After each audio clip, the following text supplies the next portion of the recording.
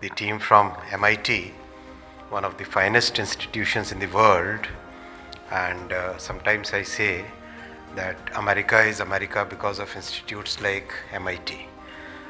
So welcome and thank you so much for taking your time out, making all the efforts. Last year also we met, and it's really gracious of you to come and be a partner with one of the institutes that we want to build as a leading institute in our country.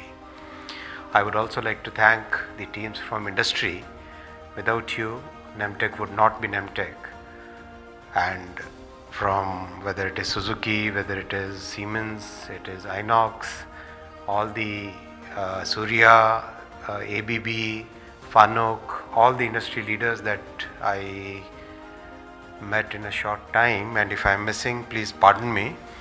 Thank you all for being with this institute, and with your support only this institute will really become a world-class institute, what our Prime Minister's vision is.